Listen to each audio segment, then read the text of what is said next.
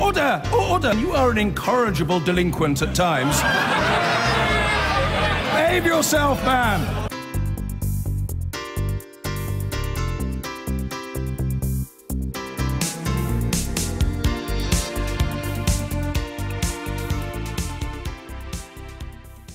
Well, back now to the political storm here in Washington. Well, we're going to pause the discussion about Donald Trump here in the United States for just a moment and take a look at American policy towards the fight against HIV in South Africa.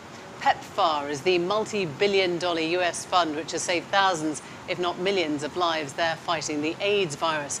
But doctors are warning that they face a difficult choice. American policy now prohibits funding of such schemes if they might have anything to do with abortion. It's become known as the global gag rule, as Karen Allen now reports.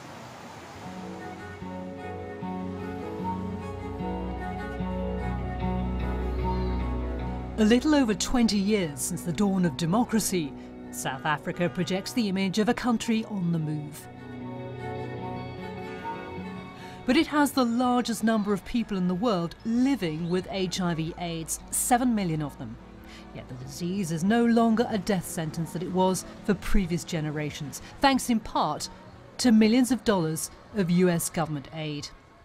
You and I slept without condoms, so all your exes are pretty much in our relationship. One of the great success stories of how that US money is spent is this TV show. What is the point of this clinic if you can't help me? You can try the loop contraceptive.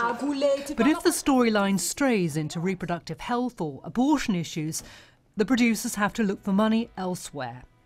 It's all about complying with tight US funding rules. And those rules have just got tighter. Next is the policy in regard to Mexico City. With the stroke of a pen, President Trump has enacted what's been dubbed the global gag rule.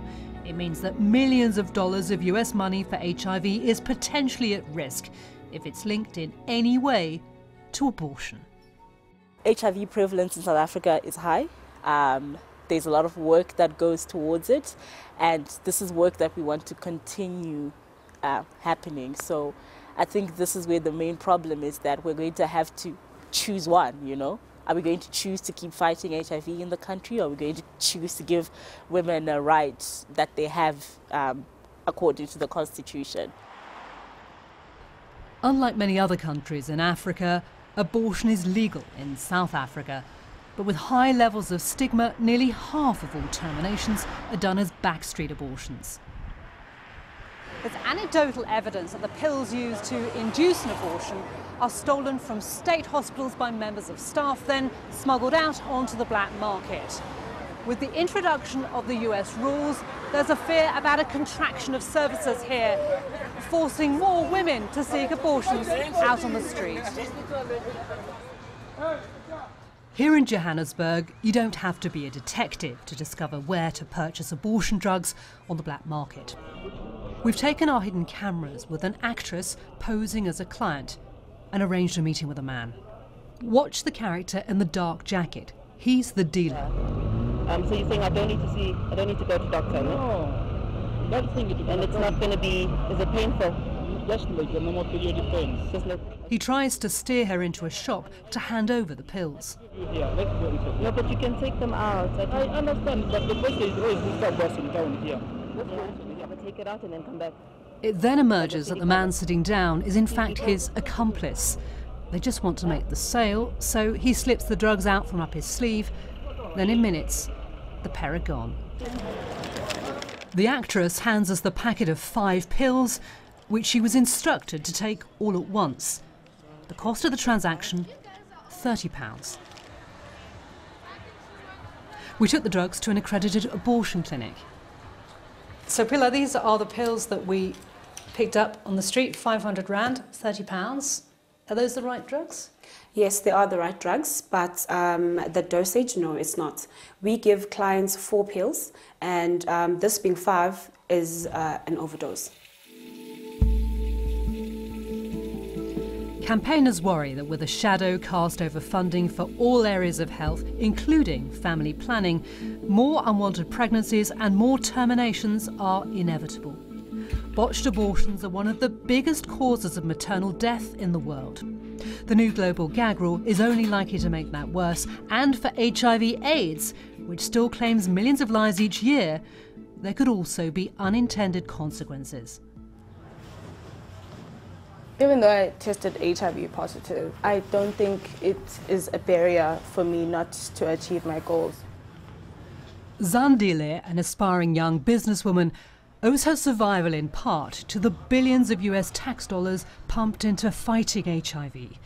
The US contributes 2/3 of all bilateral funding worldwide. I come draw blood every 6 months and collect my medication every 3 months. But the money to keep Zandile healthy now has conditions attached. It cannot be traced to abortion services in any shape or form. I don't see how people can sit in Washington and think they can then influence me on that micro level. I'm restricted in terms of giving you health information that you have a right to for you to make informed choice. So it interferes with the doctor-patient relationship in a very, very, very negative manner. The problem with singling out abortion is that modern-day healthcare is all integrated, whether it's children's vaccinations or sexual health. Activists warn they could all be affected by this rule simply because they're on the same site. With a children's clinic here and reproductive health and HIV services down the corridor, this one-stop shop is the gold standard that international health agencies are trying to promote. But there is a fear that the global gag rule could impose guilt by association for services that have got nothing to do with abortion. Thousands of miles from here, President Trump's signed into law rules which some view as an assault on South Africa's sovereignty. But turning the country's back on the biggest donor in the world may also be tough. It's a delicate balance. The taxpayers in the United States have a right, and the healthcare workers in South Africa and the women in South Africa have a right to also attain their highest level of care based on the laws of their country. Many believe the US is overstepping the mark, threatening to damage sweeping gains made to improving the health of millions of people around the world. Self-sufficiency still beyond the horizons of many African states. Karen Allen there.